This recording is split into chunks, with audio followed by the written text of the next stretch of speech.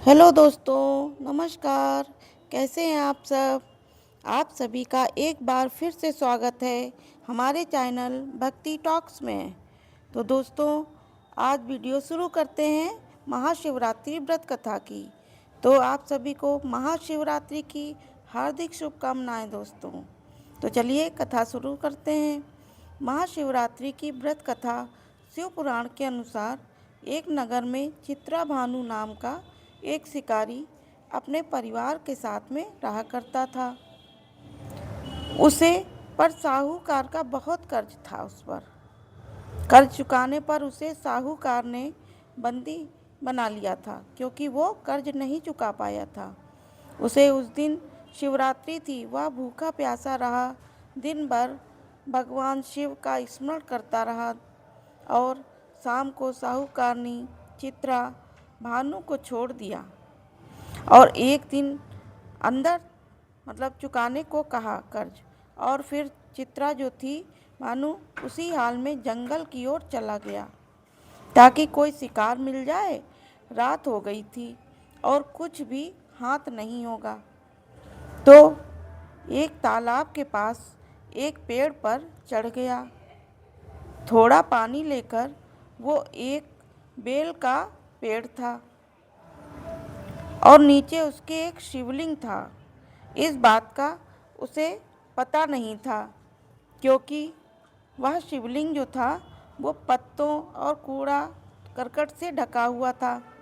उसने रात भर कुछ नहीं खाया।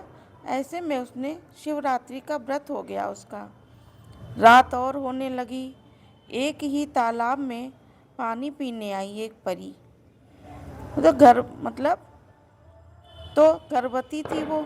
उसे मौका देखकर चित्रा भानु ने धनुष बाण तैयार करके चढ़ाया और उसके धक्के से थोड़ा पानी जो था वो कुछ बेलपत्र जो थे वो शिवलिंग पर जा गिरे। तभी हिरण की भी नज़र उस शिकारी पर पड़ गई।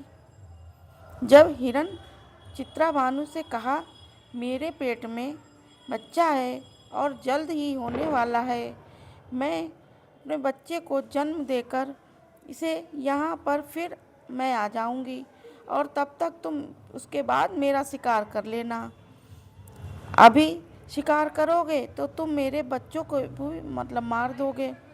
शिकारी जो था उसके बाद मान गया उसकी बात। जब हिरनी वापस जाने दिया उसने हिरनी को, उसी बीच पेड़ से कुछ और बेलपत्र शिवलिंग पर जा गिरे, जिससे उसके रात्रि के प्रथम पहर की पूजा हो गई। कुछ समय बीता और एक और हिरनी वहाँ से जा रही थी। तभी चित्रा जो भानु ने उस पर निशाना साधा। फिर ठीक उसी प्रकार उसके हाथ की धक्के से थोड़े से पत्ते जो थे बेलपत्र वो फिर से शिवलिंग पर जा गिरे। उस हिरनी ने शिकारी से निवेदन किया कि वह अपने पति की खोज कर रही है और जब वह अपने पति से मिलेगी तो उसके बाद वो आ जाएगी। शिकारी ने उसे भी जाने दिया। अब रात्रि का आखिरी पहर जो था वो चल रहा था। तभी एक और हिरनी अपने बच्चे के साथ पानी पीने आई।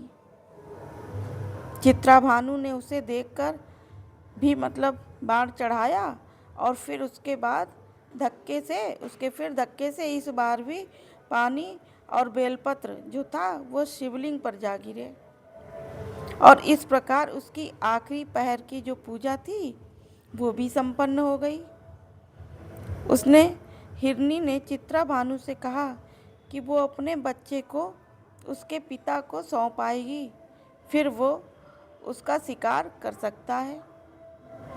पर इस बार चित्रा भानु ने कहा कि मैंने पहले से 2 शिकार छोड़ दिए हैं, अब मैं गलती नहीं करूँगा।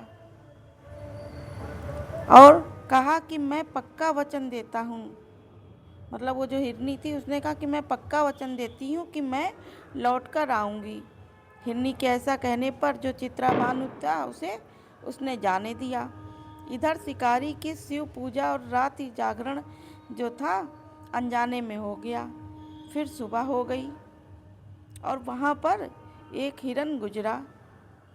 शिकारी को देखते ही हिरन ने कहा, अगर तुमने 3 हिरन और उसके बच्चों का शिकार किया है तो तुम मुझे भी मार डालो, क्योंकि वो मेरा परिवार और मैं उनके वियोग में नहीं जी पाऊँगा। और यदि तुमने उन्हें छोड़ दिया है तो मुझे भी जाने दो। मैं उनसे दोबारा मिलकर यहाँ फिर आ जाऊँगा और तुम मेरा शिकार कर लेना। इसी प्रकार शिकारी ने पूरी रात की घटना हिरन को बताई और उसने हिरन को भी जीवन दान दे दिया।